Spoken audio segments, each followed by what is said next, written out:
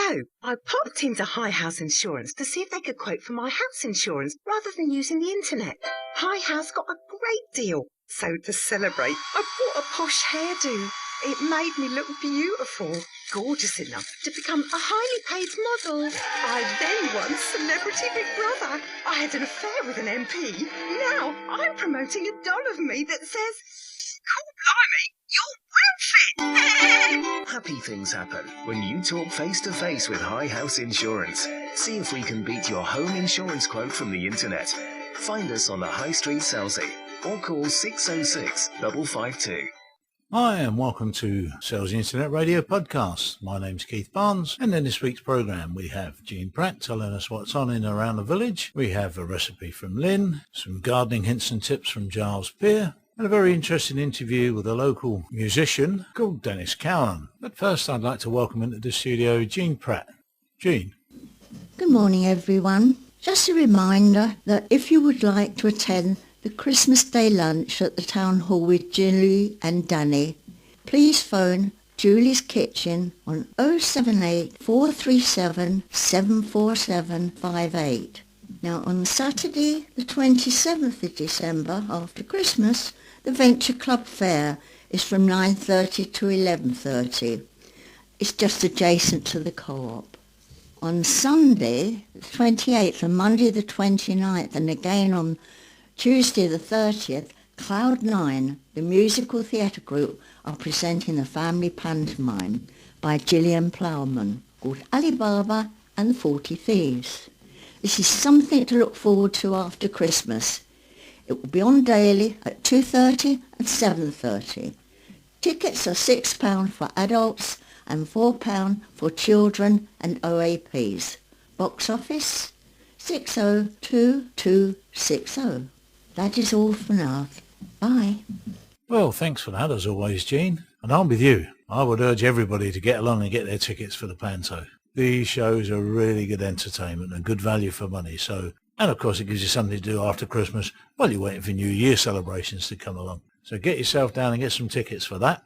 And my next guest in the studio today is Lyn Reeve from Tupney Rice. And what delights have you got for us? Well, today, going on Lyn? from last week's risotto, I thought we'd try a bit with spaghetti this week, all right? So we've got a nice spicy Napolitana spaghetti. No. Very basic Napolitana sauce. Takes me back to Italy now. Yeah, Wonderful. yeah. Love Italy. Absolutely Yeah, love it. I love Italy too, but nice spicy one. Bit of a kick yeah, to it. that's great. All right? So we're going to start this morning with 2 tablespoons of olive oil. Again, don't skin on your olive oil. 1 large chopped onion. A good pinch of caster sugar. Now, you really actually need the sugar in this recipe, so it just gives it, you don't taste it at the end, but you do know why if you haven't put it in. You want 2 400 grams cans of tomatoes, a 1/4 teaspoon of crushed chili flakes to taste, and 400 grams of spaghetti. And then you'll need a 450 gram jar of roasted red or mixed peppers. Now, this just saves all the hassle, doesn't it, of making that yourself. It's just as easy to put some nice peppers in the oven and roast them off beforehand and put them in a jar and keep them for use. But for this, we're going to just go and get a jar out of the supermarket and drain and cut the peppers up. 50 grams of pitted green olives, please, drained and halved.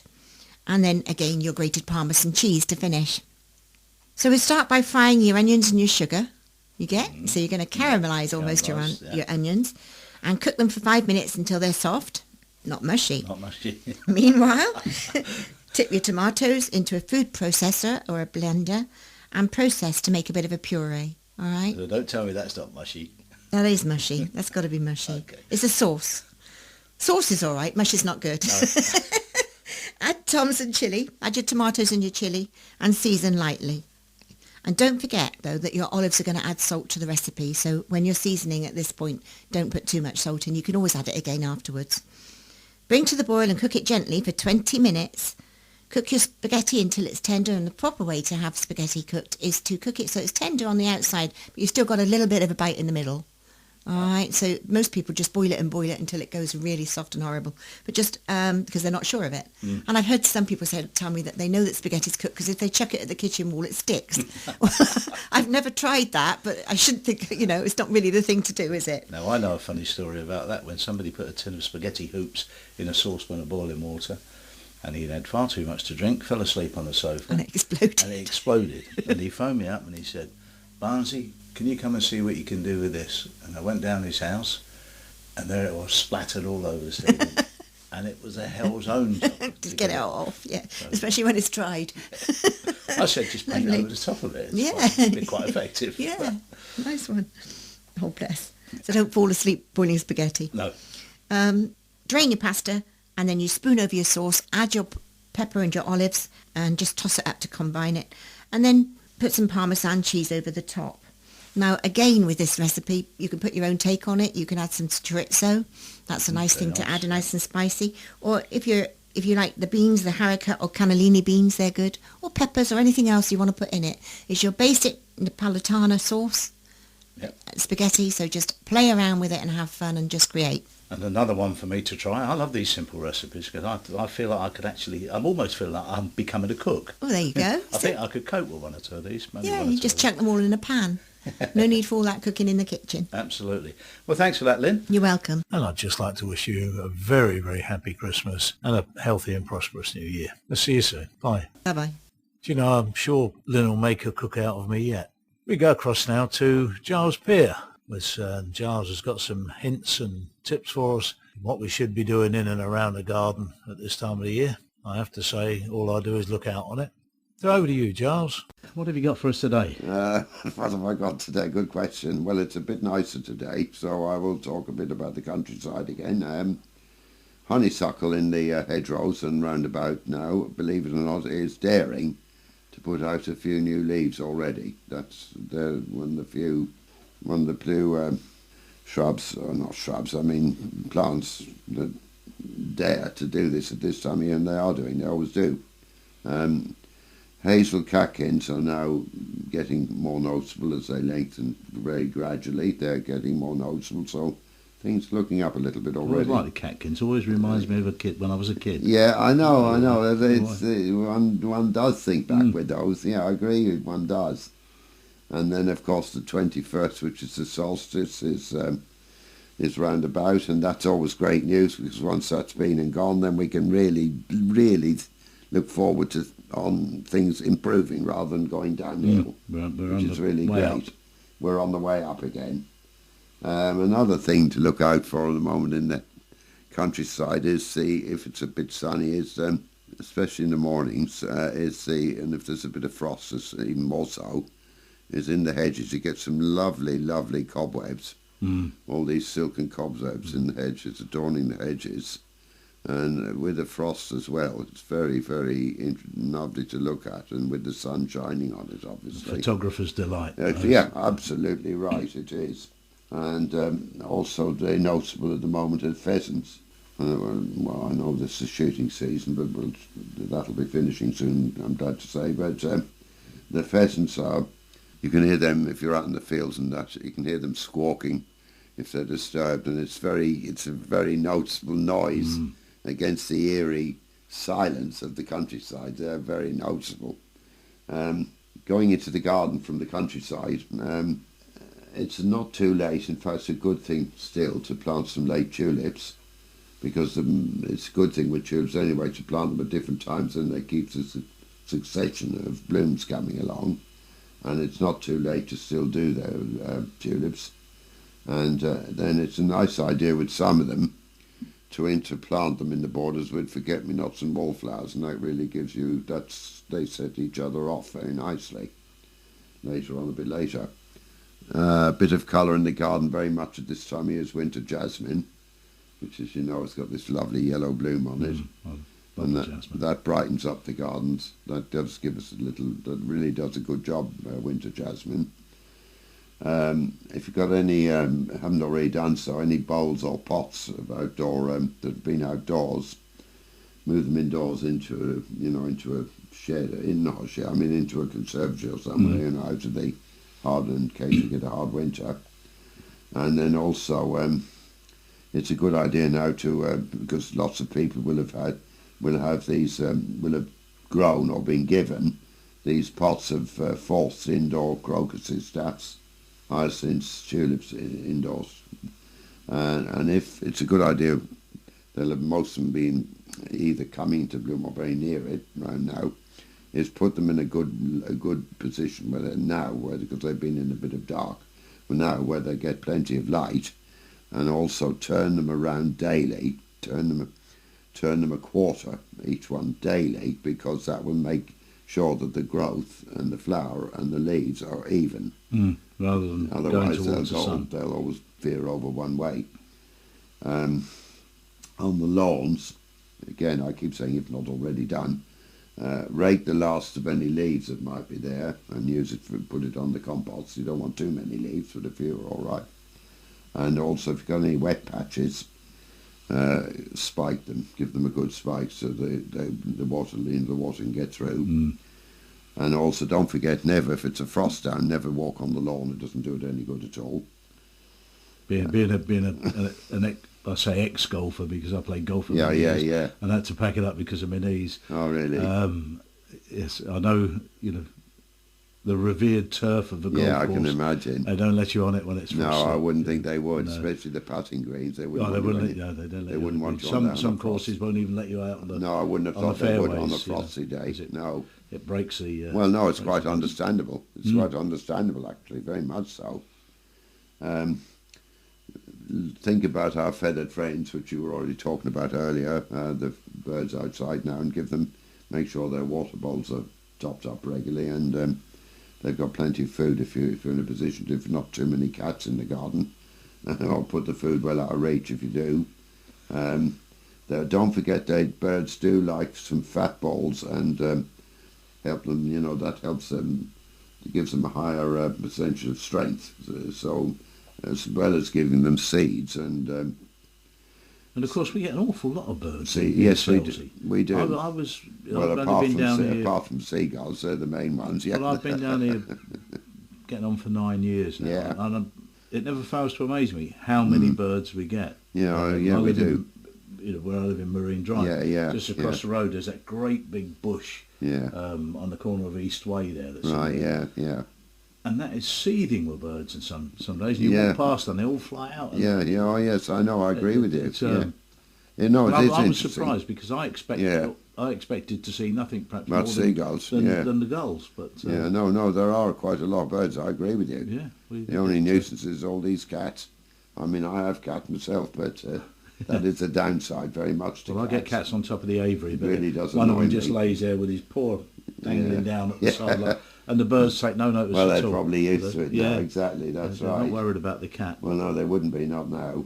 But I was talking about preservative. Preservative, wasn't I, for fencing and patio, not patios, fencing and trellising and all the rest. A very good little tip for you for preserving fencing, etc., is to use car oil. That does a very good job. Instead of always going out and buying the preservative, used car oil will do an equally good job. Cut a few shoots if you want to. This is from viburnum, prunus and winter jasmine.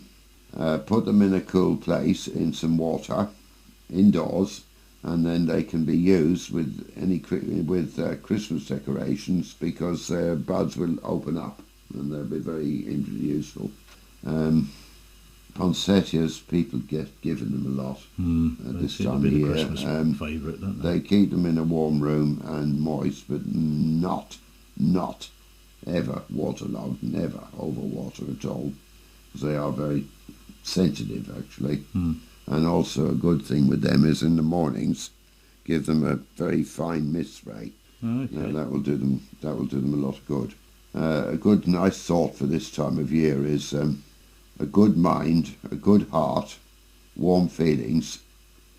They're the most important things. On that happy note, I'd like to say a happy and blessed Christmas to everyone. Have a very peaceful and nice time, and a happy New Year. And happy New Year, and hope all goes well in the garden in the new year. And I think we'd all like to wish you the same, Giles. So, Thank you very much. and we'll see you in the new year. See you in the new year at some time. Thank you very much. Thank you. Bye now, Giles. If I keep learning about cooking and gardening and things such as this, I'll almost become a man worth having. First time in my life. Right, well, they say about the 60s, that if you can remember it, you weren't there. And I'm sure for many people that's absolutely true. But our next guest was there and remembers it, and I've seen the evidence. He's a local musician, been in more bands and played with more famous musicians than you could shake a stick at. Dennis Cowan. Morning, Dennis. Morning, Keith. Now, Dennis is not going to thank me for telling you this, but back in the 1960s, late 60s, there was a band called the Bonzo Dog Doodah Band. Now, I know some of you will remember it, and Dennis is trying not to, so we'll move on very quickly from it. This was Dennis's biggest introduction to the pop scene in the 1960s. He moved on fairly quickly, after about 4 years, he moved on fairly quickly from that to prove his musicianship, and throughout his career has played with some remarkable musicians. Eric Clapton, who is a god in my eyes, George Harrison, Ringo Starr, Dusty Springfield, Manfred Mann, untold artists that Dennis has either played with or collaborated with over the years. And so we're going to move on swiftly out of the Bonzos and into the 70s. Now, Dennis, you tell us what you know about the 70s, because I reckon, like the 60s, if you can remember it, you probably weren't there. That is a good one. The 70s were chaotic. You were everywhere and anywhere. But the way I got through it was that I got a call from Ian Blackwell of Island Records, who said to me, Dennis, I've got an artist that I would like you to go along with. And that was Terry Smith. If anybody has heard of the name Terry Smith, and a band called T2, which was a huge band. Some people thought it was heavy metal fused with jazz, and yeah, it did have some great guys, Dick Hextall Smith and people like that. And in case you don't know who Dick Hextall Smith was, he was a great sax player and trombone player. And Terry came out of the band after 3 tours to America, came back to Britain, and round about 1970-71, he was looking to do his own solo album. And so Ian contacted me and said, look, I want to sign you up for Ireland. I know your days of the Bonzos are over, which they actually weren't. So you were still in the Bonzos? No, the nightmare was about to come back to me. But it was lovely to see different faces. And so I immediately said to Ireland, yeah, I want in on this. I hadn't met Terry. And so the first thing I got was, if you go down to Ronnie Scott's, he'll be there at 3 p.m. So I said, yeah, that's fine, yeah, if Terry's there. And so I set off to Terry's. I knew Ronnie because I'd played a couple of sessions. And Ronnie said, come into the back room. So I thought, yeah, this sounds good. Got a super room to discuss what we're going to do. Terry's on the floor, completely out of it, drunk. He'd been there all night. And so I'm young and I'm sort of thinking to myself, oh, this is not what I thought I'd see. But then throughout my career, yeah, I've seen quite a lot of drunks in the rock industry. You realised all of a sudden that was going to be the norm. I didn't know this was going to be how some guys were, who were seen as fantastic. That really they had a sort of a bad side, was that they drank all night and could hardly get to the gigs. And I actually don't know how Terry ever got to any of the gigs he ever got to. Because his wife came and she was in a band called something like the Vixens or something. And we dragged him out. We actually carried him out feet first and pushed him into a black cab. And she said, oh, ta-da. But the cab driver was pleased. He'd been there several times, I found out later. Oh, right. To pick Terry up. All sorts of times. So anyway, the day afterwards, I went back up to Ireland, saw Jane. Jane was a receptionist there, quite a looker. But you weren't a bad looker from what I've seen in your younger days. No, I was on her list. She had a list. Oh, right. Of all players. Ah. And I found myself on it. On the list. Oh. Yeah. Anyway. Better than not being on the list. Anyway, so I saw Ian and I said, look, you heard about the Terry thing? He went, yeah, bad. I said, so when are we actually going to do this the album? When is that? He said, well, the studio's been spare all day. So he said, so we'll go for tomorrow. I get a call the following day. Terry's been taken again away in a cab at 3 a.m, completely out of it. Doesn't know what day it is. So that went on for about 7 days. Good grief. And I'm thinking to myself, what the hell am I contracted for? You know, am I going to actually play with Terry Smith? And I thought, God, I'm not, am I? I really am not at this stage. Because I actually didn't know who else was playing on it. I didn't even meet any of the other band members. If you, do you think that if you'd not been young and impressionable and Terry Smith was who he was, would you have put up with it otherwise? I mean, would you have said, well, I'm not going to play with this guy, he keeps messing me about? Absolutely. Or was it, a situation where you thought, well, I'll put up with anything to be able to play with this guy because he's... No, he was revered. Absolutely revered as a jazz come rock guitarist. Absolutely. He was in the list of the top 10 guitarists. Bang there with Clapton. So I thought, oh, yeah. And I wanted it for my sort of portfolio. Well, it wouldn't do that any harm, would it? That's for sure. To be with Terry Smith. So anyway, after that, Ian said to me, I've had to cancel this album. I'm out of a job. I'm out of a job. He said, seeing as you're contracted, he said, I've got one more job for you. He said, I'm beginning a brand new album called Bullfrog. It's a cheapo album at £1. And I went, oh, yeah. And Ireland was sort of like experimenting with different albums in blues and rock. Because Ireland was the kind of blues artist label. They had John Winter and people like that on, and Keith Hartley Band and John Mayall.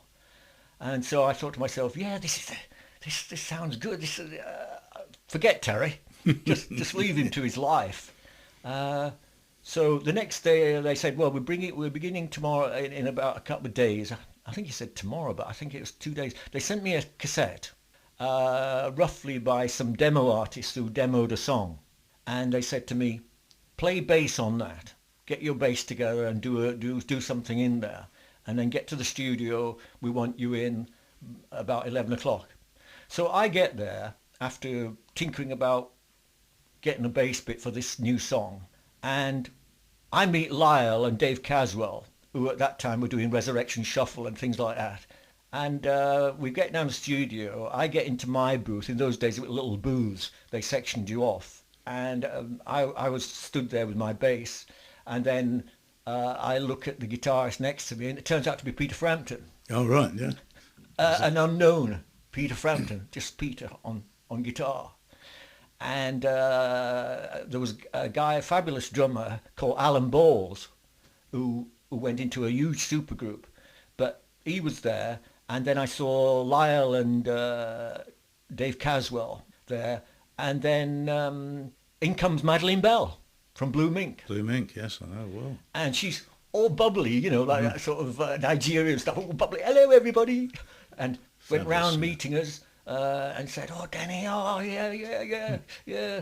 I'm the urban space. I said, cut that out. I don't want to know. And then she went with a couple of others. And then in walked Davy Bowie. I had no idea. Did he walk in or did he float in? Because no, there was so staged. He had metal boots. So he came walking in, and we all thought, oh yeah, he's this young guy we've heard about, Bowie. Yeah.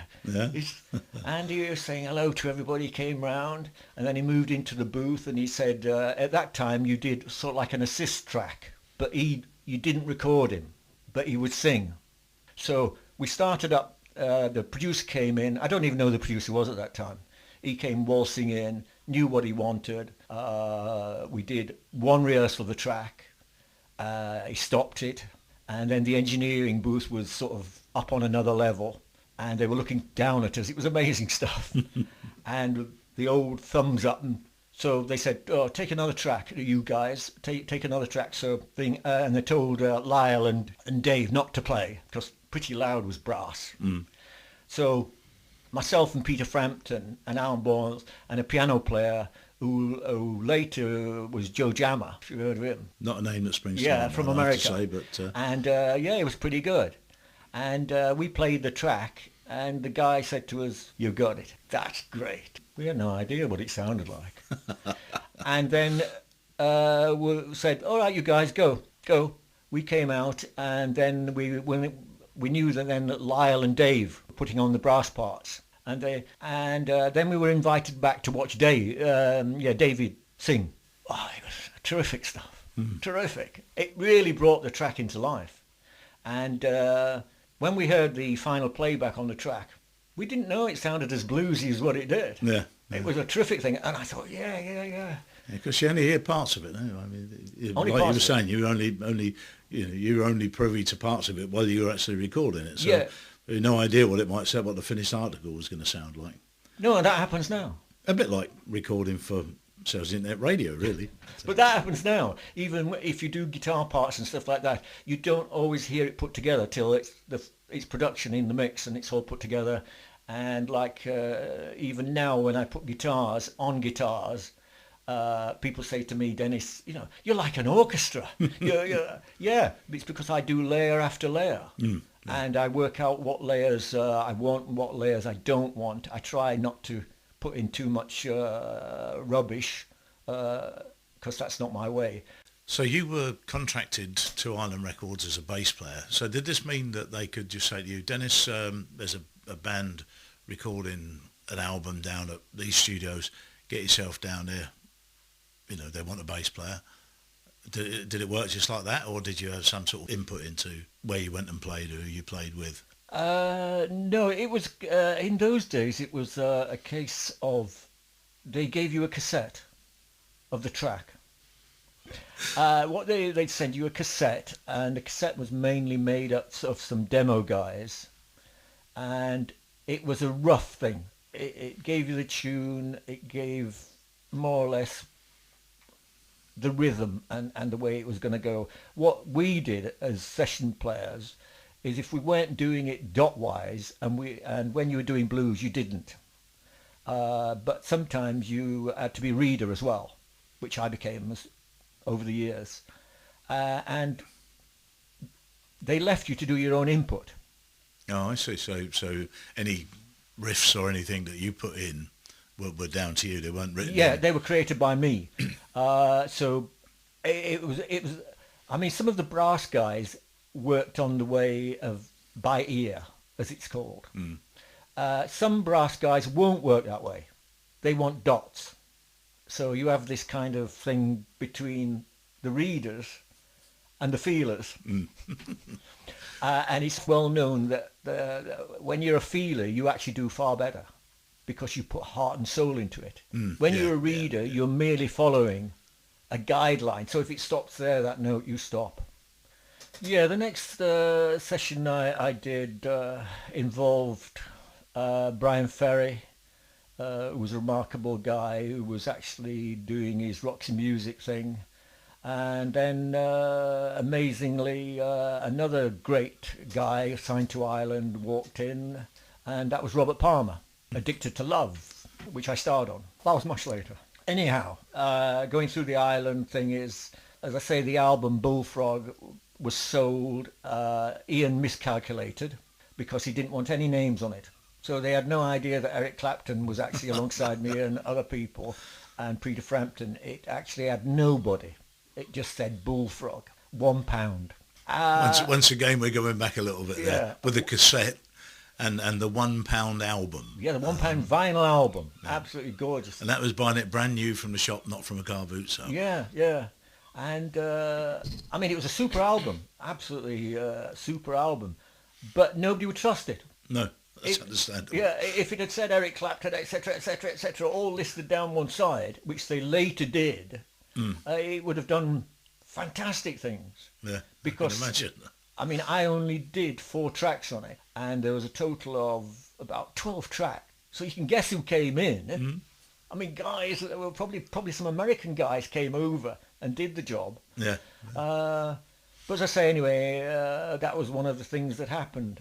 Coming back to the Bonzos, oh dear.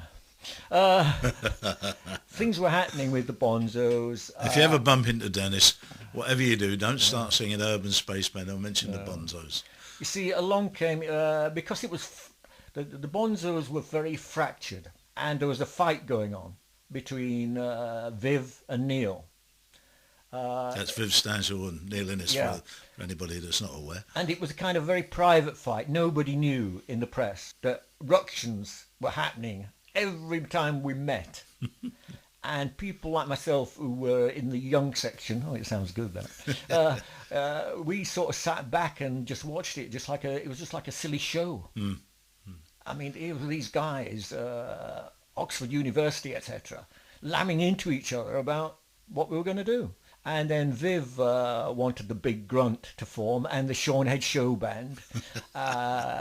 Neil wanted to form the World, which, I know, I got involved. And then he wanted Fatso to form, and he used Bubbles White as the big Fatso, because Bubbles was fat, and he played his Telecaster.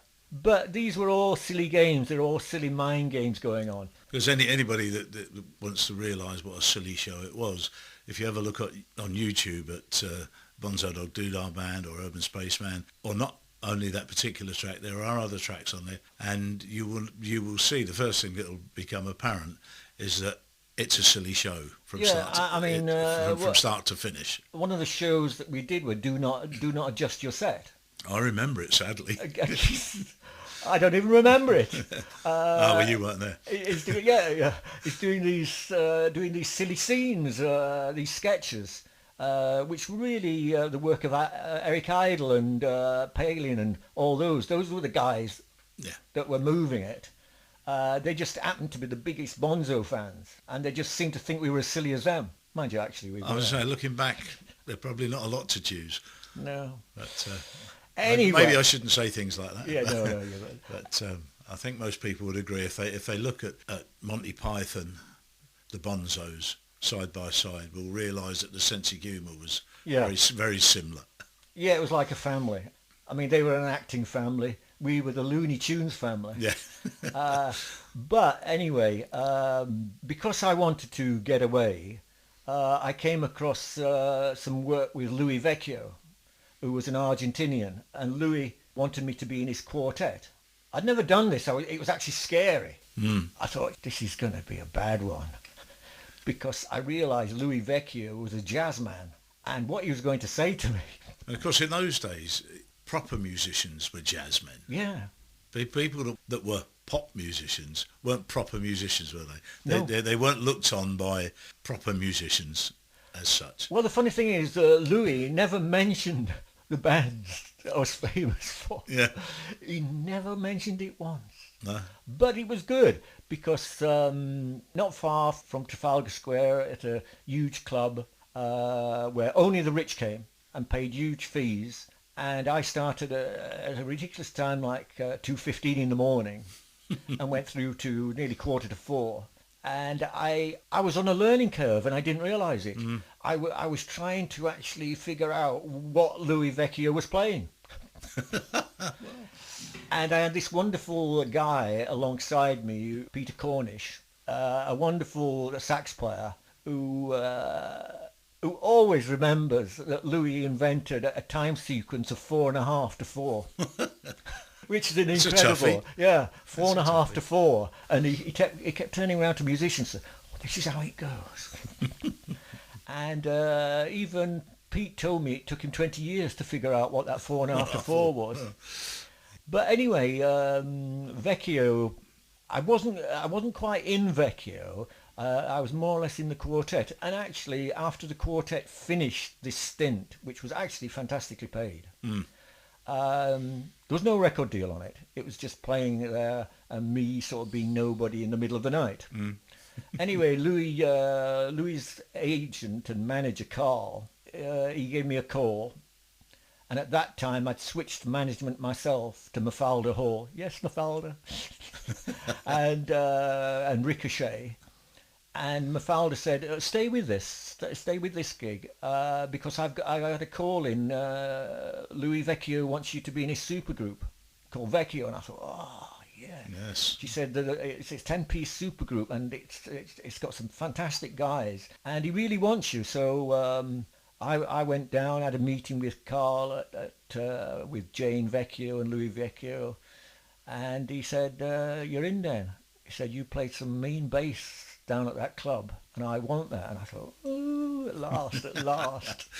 The trouble is, I didn't know what Vecchio was like. He hardly paid any bugger. And most of the guys in the jazz circuit, which was huge, like Tony Faulkner, John Williams, Jeff Williams, Ray Russell and Frank Ricotti, these were big icons in jazz. Anyway, I did the album. I was contracted to do the album on Vertigo Records, called Vecchio, just called Vecchio.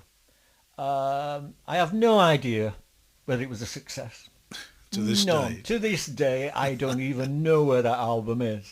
I just know it was like a candy bar, like a stick of rock with the label, twiddling around towards the centre. And I just know it said in the middle, in a little name, Vecchio. So we did that. We did several gigs and a massive stadium at the Wheelie Festival to 400,000 people, and played for about 20 minutes. And that was a success. What I didn't realise, that Louis Vecchio was the dud bit in this. Did you get paid for that one? Yes, yeah. Right. But I didn't realise that Louis was the dud. And suddenly some of the guys stopped wanting to play for him. All right. We did the 100 Club in Oxford Street, and they downed tools. Nobody told me. Yeah. And suddenly the number stopped. We were playing amid a number. Halfway through Amid a number, yes. And suddenly I looked round, and all the guys were stood there just staring at Louis. And it finished there. Vecchio was over. That was it? Yeah, Vecchio was over. Well, if you're going to go out, that's a rather splendid way to go out. Well, it was weird. Yeah. It was completely weird, because I was thinking, somebody play something, please. Yeah. Go on.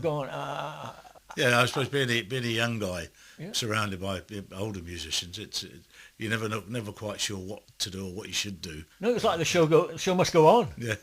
And Louis just sort of was glaring at them. I imagine he would be, yeah, but just stop playing. Moving on from Vecchio, where did you go after that? Well, with the Vecchio thing happening abruptly, Mafalda was at a loss. She liked things to go on quite a bit. So we then started to Ray Williams. Now, Ray Williams was one-time boss of the Bonzos. He's the guy who signed us. And Ray had taken on a new company, and he was no longer A&R man. And suddenly it came out that an album had not been completed, which you know now as Let's Make Up and Be Friendly. Oh, the Bonzos, yeah. And they insisted, through Neil, that album be made. Okay. So I think there was a case of there was actually about 6 songs we had to do. We were told that was a contractual arrangement. Owed them 6 songs. 6 songs don't make an album. No, absolutely. So we were caught.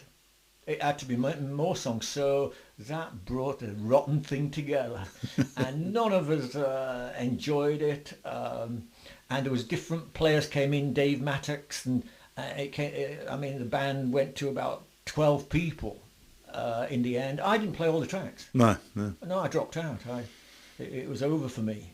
All I wanted to do was run. And then at that particular time, after the Vecchio experience, which of course had done me a lot of good, and the Island, meeting some fabulous people on the Island label, I met this wonderful guy who was called Richard O'Brien. All right, yes. And Richard O'Brien said, "Look, I like what you do. Will you play on the Rocky Horror Show?" And I said, "What's that?" As you would. Yeah.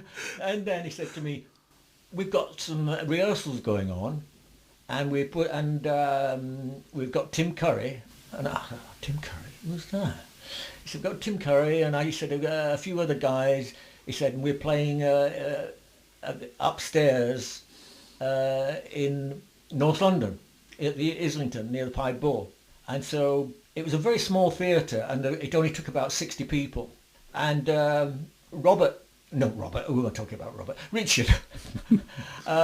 Richard got us all involved, and it was as you've probably heard, the Rocky Horror Show, absolutely bubbly and quite fabulous. And we started to rock with that. And then Richard said to me, "Are you in? Are you going to do it?" And I said, "Yeah, this is fun. This is great fun." Because everybody was twisting and rocking away, and even as musicians, we were doing silly things. It was a bit bonzo-ish, but we were doing great things. Now, I've got to ask you, did you attend the Rocky Horror sing-along that they had in the village hall? No. I just thought I'd ask. No, I've seen many adaptations of it. It was just sort of the local one. Right. Recently. But the thing was that Richard had a problem. He wanted to put the show on in big, because all his money was in it. And he hadn't much. He wasn't a millionaire then. He hadn't much money. And one night, Jonathan King walked in. And at that time, he wasn't known for what he's known for now. No, he was known for Everyone's Gone to the Moon. Yes. And Jonathan King walked in, and after the show, he asked to see us all. And we all grouped round him, and we knew who he was. And he said, "I want this show. I want this album." And Richard said, "Well, what will that cost me?" He said, 10%. 10% of everything. Take it or leave it. And of course, Richard took it. It was the biggest good move he ever did. Yeah, absolutely. And of course, it then went down. We did the album. It was an unknown thing. We did the album in 24 hours, which was phenomenal. Incredible. It was so live and so rickety. You and I talk about sort of like being perfect with digital. There was no such thing. It had all the warts. Yeah. Some of the endings didn't quite make it in the right place. But the feel was terrific. Yeah. And so we found ourselves in Chelsea, as you know, doing it. Yeah. And it went on for years. Wonderful. And the album was a fabulous success, massive success. They still call it the rehearsal album. I don't know why, because it was made again later by the Americans. But it was always called the rehearsal album, and a lot of people went, thinking, but it actually had the ingredients and the essence of the real. Yeah, the essence of what it was really all about. So after the Rocky Horror Show, I wandered into a band called Zeus. To heavy metal, and they blew my ears off. And I couldn't stand that anymore.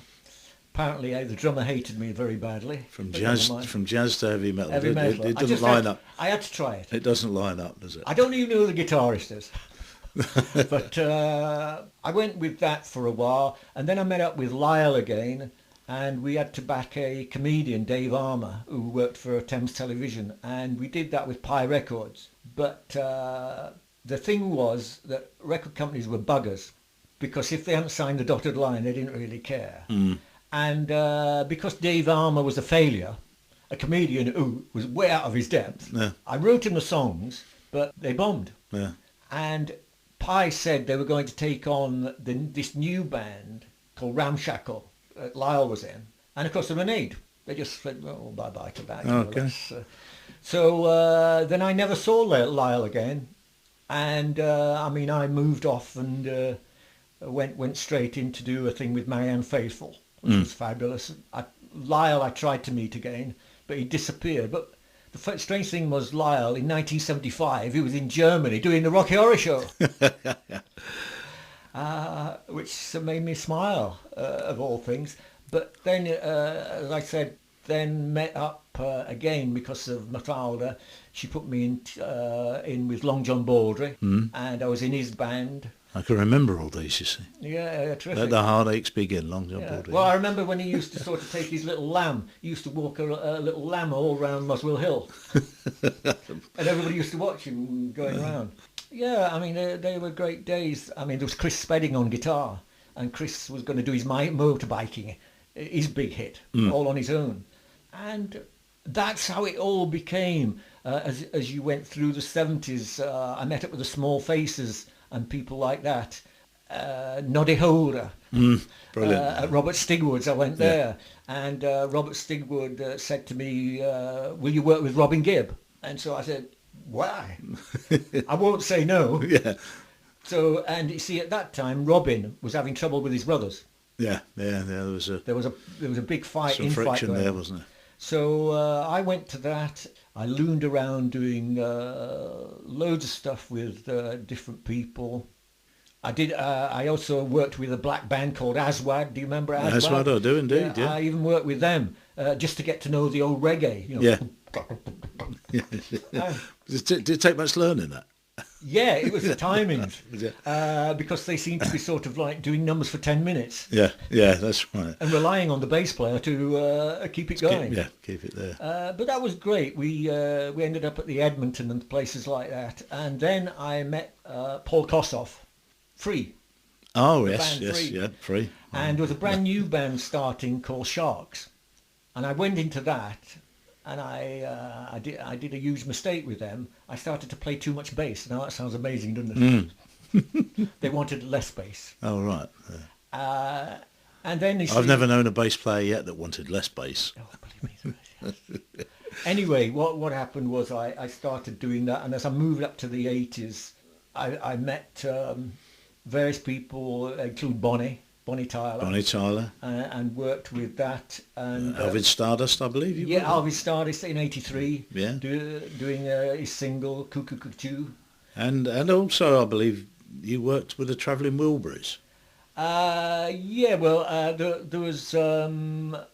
First there was the. For anybody that doesn't know who the Travelling Wilburys are, Google it. Yeah, well, the Travelling Wilburys. That came up sort of quite weird. Because that came with Annie Lennox and Dave. Dave Stewart. Yeah. And Dave said to me, have you had a call from Jeff Lynne? And I said, yeah. He said, well, you're coming round to my place. I had no idea he had a studio in the back. And I said, yeah, okay, I'll come round. He said, got this band. Got this band. And I thought, oh, God, another band. So I go there. And as I'm going up there, and this sounds amazing stuff, as I was going up this garden path, out steps Roy Orbison. And I think, what land am I in? What land am I in? Yeah. And in his American accent, he said, oh, hello. And then as I'm going along, everybody sat round, and there's Bob Dylan sat there, Tom Petty sat there, George is sat there saying hello again, because I'd worked at Apple several years ago and replaced Klaus Voormann, who was actually a well-known bassist at Apple. And they said to me, let's have a chat. Just like that. Yeah, and it was Jim Keltner. At that time, it was Jim Keltner on drums, and who was later replaced by Ian Wallace. Now, if you'll recall, Ian Wallace and the Big Grunt. Yes, indeed. And so it was great to suddenly see Ian come in. But we were known as the Wilbury Cousins. only the main body of the band with the superstars were the Wilburys. Yeah. Like Jeremiah Wilbury, etc. Yeah. No, we were the cousins, those little folk. So, that was fabulous. And of course, as you well know, it ended because of Roy's death. Yeah, which shocked the world. Yeah, extremely sad affair. Such a talented man. After the Wilburys had finished, I then did some bits with Steve Marriott and the All Stars. And strangely enough, guess who was there on drums? Ian Wallace. Good old Ian Wallace. I thought I couldn't pull myself away from him. I kept saying to him, you must go back to King Crimson and stay with them a bit longer than you did. However, when that ended, there was a period which was bad for me there, because I didn't actually know who I'd be with. And one of the bits that I have missed out is that Mafalda did hand me the Jerry Rafferty job.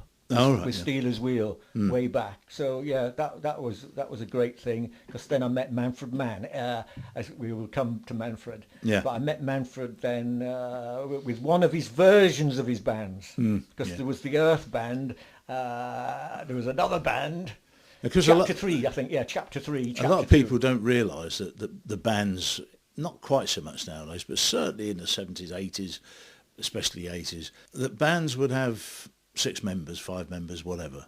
And very often it would be 3 frontmen, and the rest would change almost weekly. And if you go through any well-known bands of that era and list the amount of people that actually played with them, of course, you get a huge list. Yep. The Hollies was one that sprang to mind. If you go through the history of the Hollies, they've probably had 12 different members. Well, you bring me nicely up to something. And that was Fairport Convention.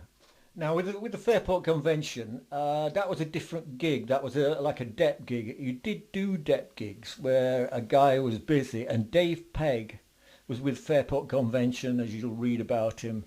But he also did Jethro Tull, which meant that he had actually two bands running aside. Greedy.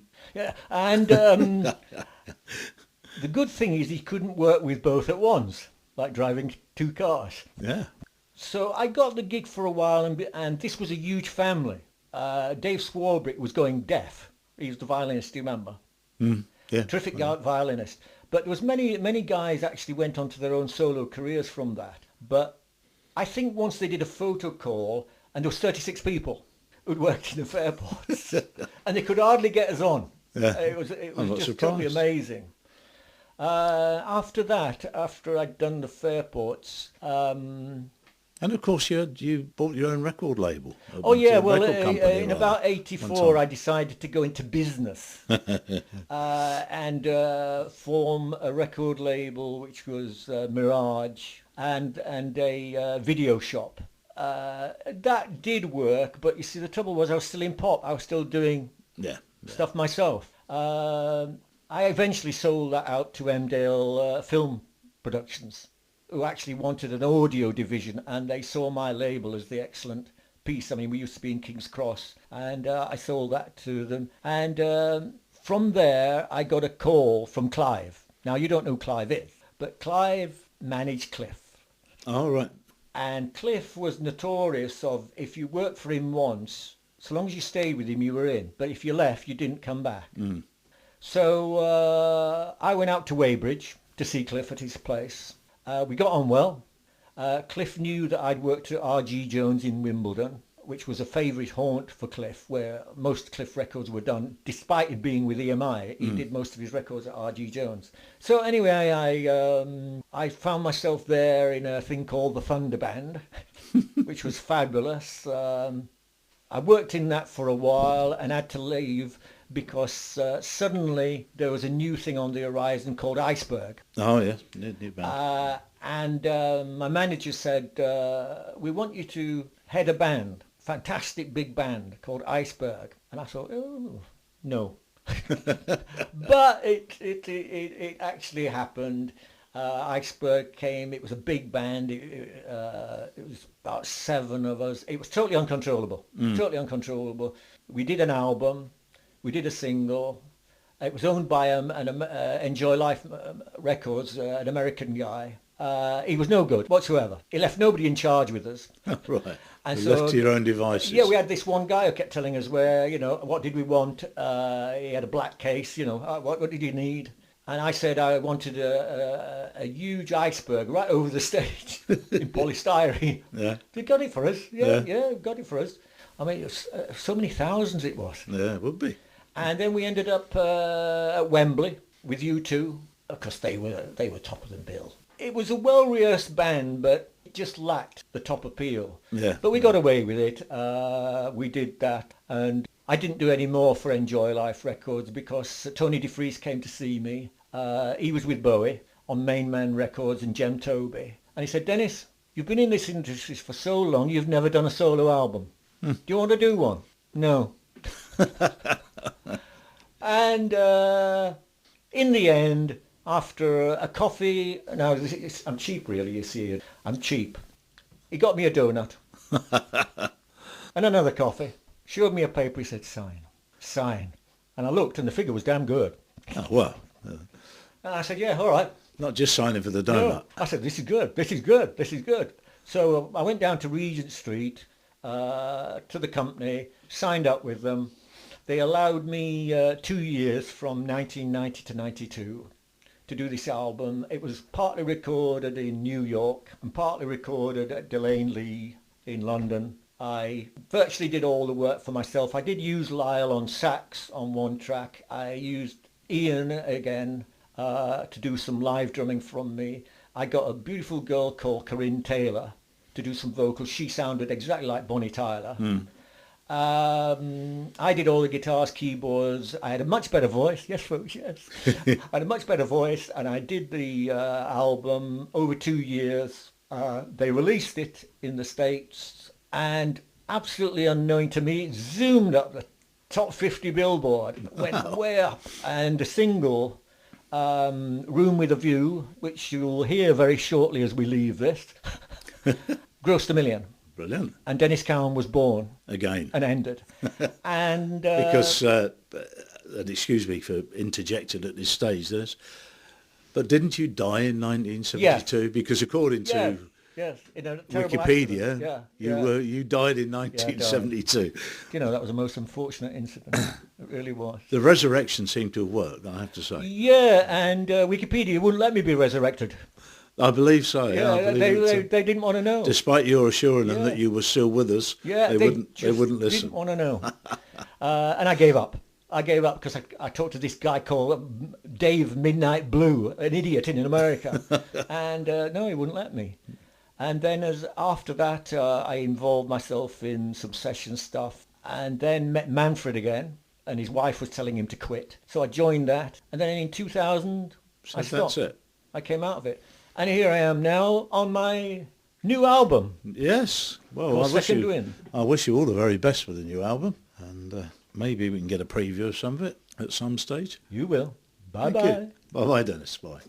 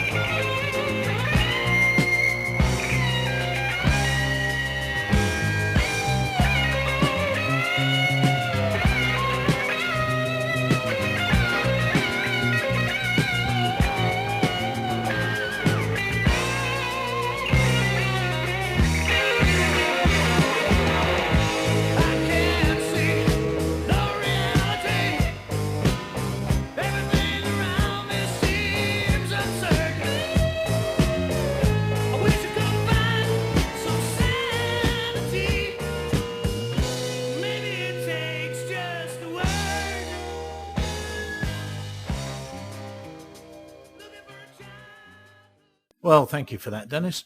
Now, Dennis is putting out a show called Pick and Mix on a monthly basis for Selsey Internet Radio, and his first show will be going out from 7 p.m.